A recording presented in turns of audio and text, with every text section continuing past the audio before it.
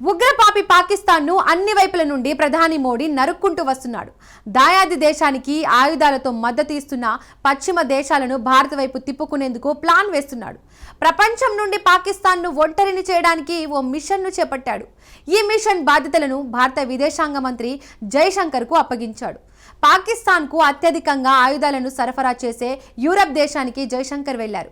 ఉగ్రవాద దేశంతో ఉన్న లింక్లను కట్ చేసేందుకు ప్రయత్నిస్తున్నారు. పహల్గామ్ ఉగ్రదాడి తర్వాత తొలిసారి విదేశీ పర్యటనకు వెళ్లిన జైశంకర్ నెదర్లాండ్కు చేరుకున్నాడు. నెదర్లాండ్కే ఎందుకు జైశంకర్ వెళ్లాడు? నెదర్లాండ్కు పాకిస్తాన్కు మధ్య ఉన్న కనెక్షన్ ఏంటి? ఈ రెండు దేశాల బంధాన్ని భారత్ బ్రేక్ చేస్తోందా? Watch the story.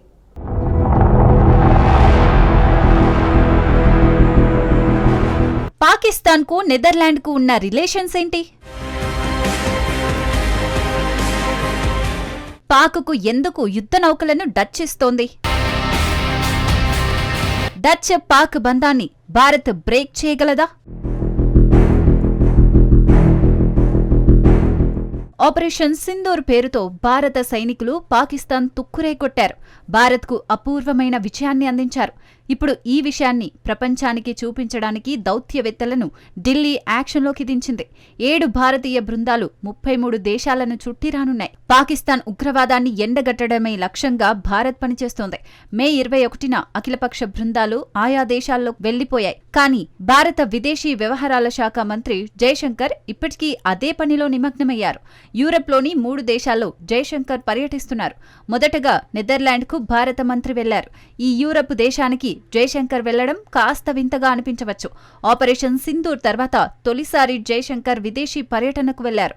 అయితే మిగిలిన టాప్ కంట్రీస్ ను వదిలేసి పోయి నెదర్లాండ్కు ఎందుకు వెళ్లారు అన్న సందేహం కలుగుతోంది. అయితే ఇక్కడే ఓ ట్విస్ట్ ఉంది. పాకిస్తాన్కు కీలక ఆయుధ సరఫరాదారు నెదర్లాండ్ అన్న విషయం మీకు తెలుసా? నిజానికి పాకిస్తాన్కు ఆయుధాలను ఎగుమతి చేసే దేశాల్లో మొదటి స్థానంలో చైనా ఉంది. పాకిస్తాన్ ఆయుధ దిగుమతుల్లో చైనావే 81% ఉంటాయి. ఇక రెండో స్థానంలో ఉన్న దేశమే నెదర్లాండ్. 5.5% నెదర్లాండ్ నుంచే పాకిస్తాన్ కొనుగోలు చేస్తోంది. ఇక చివరగా మూడో స్థానంలో తుర్కియే నిలుస్తోంది. తుర్కియే నుంచి పాకిస్తాన్ 3.8% ఆయుధాలను దిగుమతి చేసుకుంటోంది. 2020 నుంచి 2024 మధ్య కాలంలోది ఈ ఆయుధాల డేటా. ఒకవేళ ఈ డేటాలో కేవలం 2024లో డేటాను పరిశీలిస్తే మాత్రం పాక్కు అత్యధికంగా ఆయుధాలిస్తున్న రెండో దేశం తుర్కియేనే. ఒకవేళ 5 ఏళ్ల పీరియడ్ను పరిశీలిస్తే మాత్రం నెదర్లాండ్ రెండో స్థానంలో నిలుస్తోంది. దీన్ని బట్టి చూస్తే పాకిస్తాన్కు కీలక డిఫెన్స్ సప్లయర్గా నెదర్లాండ్ నిలుస్తోంది. అయితే ఈ రెండు దేశాల మధ్య బంధం దశాబ్దాల క్రితమే ఏర్పడింది. వాస్తవానికి చాలా వరకు పశ్చిమ దేశాలన్నీ పాకిస్తాన్కు ఆయుధాలను సరఫరా చేశాయి. యునైటెడ్ స్టేట్స్, బ్రిటన్, ఫ్రాన్స్ దేశాలన్నీ పాక్కు ఆయుధాలను విక్రయించాయి. అందులో భాగంగానే నెదర్లాండ్ కూడా పాక్తో జట్టు కట్టింది. ఎక్కువగా పాకిస్తాన్కు నేవీకి సంబంధించినవే నెదర్లాండ్ విక్రయించింది. 1990లో పాకిస్తాన్ నేవీకి 4 మైన్ హంటర్ నౌకలను ఆమ్స్టర్డామ్ అమ్మింది. అయితే అవన్నీ సెకండ్ హ్యాండ్ షిప్పులు. ఈ షిప్పులు ఏం చేస్తాయంటే నావిక మందు పాత్రలను వెతికి ధ్వంసం చేస్తాయి. అందుకే వాటిని మైన్ హంటర్స్ అంటారు. 2021లో నెదర్లాండ్స్ నుంచి పాకిస్తాన్ మరో 2 కొనుగోలు చేసింది.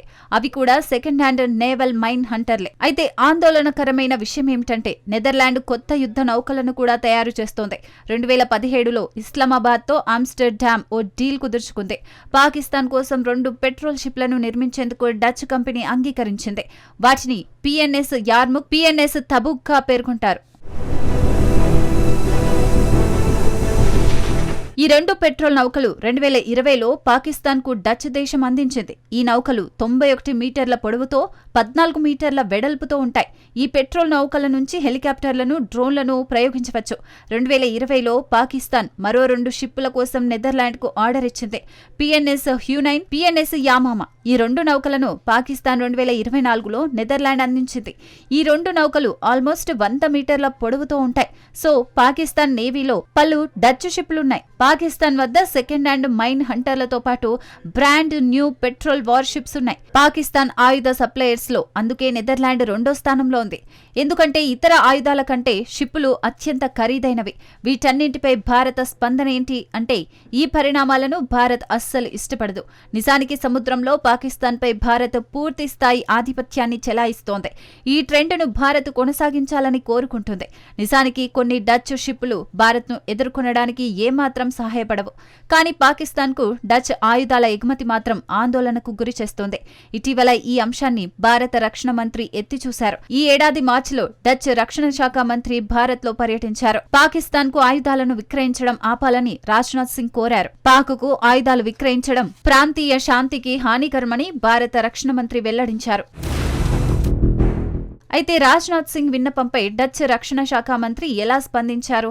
రాజ్నాథ్ విన్నపాన్ని అతడు విన్నాడు, కానీ ఎలాంటి హామీని ఇవ్వలేదు. ఇప్పుడు మీకు అర్థమై ఉంటుంది జయశంకర్ ముందుగా నెదర్లాండ్ను ఎందుకు ఎంచుకున్నాడో. నెదర్లాండ్లో భారత విదేశాంగ మంత్రి పలుమార్లు సమావేశమయ్యాడు. నెదర్లాండ్కు చెందిన విదేశాంగ మంత్రి, రక్షణ మంత్రితో పాటు ప్రధానమంత్రిని జయశంకర్ కలిశారు. ఉగ్రవాదానికి వ్యతిరేకంగా నిలిచిన నెదర్లాండ్ ప్రధాని డిక్ షూఫ్ కు ప్రధాని మోడీ ధన్యవాదాలు తెలిపినట్లు జయశంకర్ వివరించారు.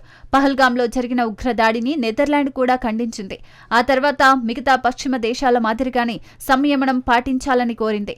అయితే నెదర్లాండ్ విషయంలో భారత్ ఏం చేయనుంది? పాకిస్తాన్తో ఉన్న డచ్ సంబంధాలను ఢిల్లీ బ్రేక్ చేయగలదా? భారత్ చేయలేకపోతుందనడానికి ఎలాంటి రీజన్లు లేవు. ఇప్పుడు గేమ్ ఆడటానికి భారత్కు అపారమైన ఆర్థిక శక్తి ఉంది.